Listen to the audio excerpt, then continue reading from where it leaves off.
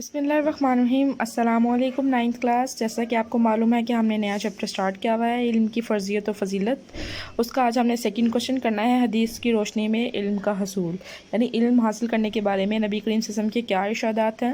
سب سے پہلے ہم لکھیں گے علم کا معنی و مفہوم۔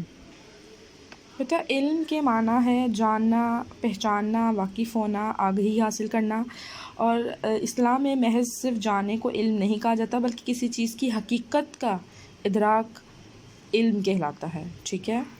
اس کے بعد آپ کی جو ہیڈنگ ہے مذہبی فریضہ، تو علم کا حاصل کرنا ہر مسلمان مرد اور عورت پر فرض ہے، ٹھیک ہے، جیسا کہ نبی کریم صلی اللہ علیہ وسلم نے ارشاد فرمایا۔ اس کے بعد ہے بعثت کا مقصد، یعنی نبی کریم صلی اللہ علیہ وسلم کو اس دنیا میں کیوں بھیجا گیا، تو نبی کریم صلی اللہ علیہ وسلم نے خود اس بات کا جواب دیا کہ بے شک مجھے معلم بنا کر بھیجا گیا، ٹھیک ہے، یعنی ان کی بعثت کا مقصد ہے تعلیم۔ اس کے بعد ہے مومن کی متاع گمشدہ، یعنی مومن کی گمشدہ دولت، تو علم و حکمت مومن کی گمشدہ دولت ہے، اس لیے ارشاد ہے کہ جہاں سے میسر ہو حاصل کرنے کی کوشش کرے، وہی اس کا سب سے زیادہ حقدار ہے۔ اس کے بعد ہے لامحدود علم، تو نبی کریم صلی اللہ علیہ وسلم نے ارشاد فرمایا ماں کی گود سے لے کر قبر تک علم حاصل کرو۔ اس کے بعد آپ کی نیکسٹ ہیڈنگ ہے اشاعت علم عہد رسالت میں، یعنی نبی کریم صلی اللہ علیہ وسلم کے دور میں کیسے علم کی اشاعت کی جاتی تھی۔ تو غزوہ بدر ہمارے لیے سب سے بڑی اگزامپل ہے کہ غزوہ بدر کے قیدیوں میں سے جو قیدی پڑھے لکھے تھے مگر فدیہ ادا نہ کر سکے، تو آپ سے نے فرمایا کہ وہ 10 مسلمان بچوں کو لکھنا پڑھنا سکھا دو تو تمہیں آزاد کر دیا جائے گا، ٹھیک ہے۔ اس کے بعد نیکسٹ ہیڈنگ ہے صفہ کی درسگاہ۔ اسلامی تاریخ کی سب سے پہلی درسگاہ صفہ کی درسگاہ تھی، جہاں حضور اکرم صلی اللہ علیہ وسلم صحابہ اکرام کو تعلیم دیا کرتے تھے، ٹھیک ہے۔ اس کے بعد ہے نیکسٹ ہیڈنگ مومن کی تشنگی، تو مومن کی تشنگی سے مراد ہے کہ مومن علم سے کبھی سیر نہیں ہوتا حتیٰ کہ جنت میں پہنچ جاتا ہے۔ تشنگی کہتے ہیں خواہش کا باقی رہنا۔ اس کے بعد ہے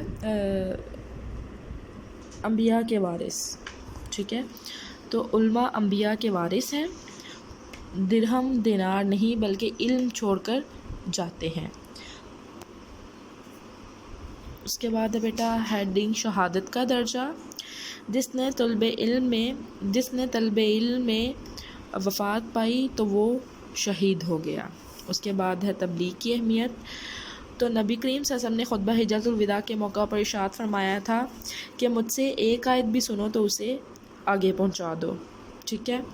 نیکسٹ بیٹا حاصل کلام ہے کہ اللہ رب العزت نے تعلیم کے حصول پر نبی کریم صلی اللہ علیہ وسلم نے اور اللہ رب العزت نے، چونکہ ہم نے پہلے کوشچن میں قرآن کی روح سے پڑھا تھا، اب اس چیپٹر میں ہم نے احادیث کے پوائنٹ آف ویو سے پڑھا ہے، تو رسول اکرم صلی اللہ علیہ وآلہ وسلم نے بہت زیادہ علم کے حصول پر زور دیا ہے۔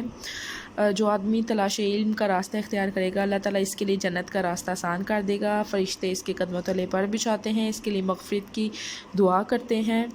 اس کے بعد ایک مسلمان کو علم کی طرف سب سے زیادہ توجہ دینی چاہیے۔ قرآن نے دین کے بنیادی احکام کے ساتھ ساتھ دنیاوی فلسفہ، تاریخ وغیرہ پر بھی زور دیا ہے، اور بندہ مومن کی عبادات کا مقصد تقوی اور رضا الہی کا حصول ہے۔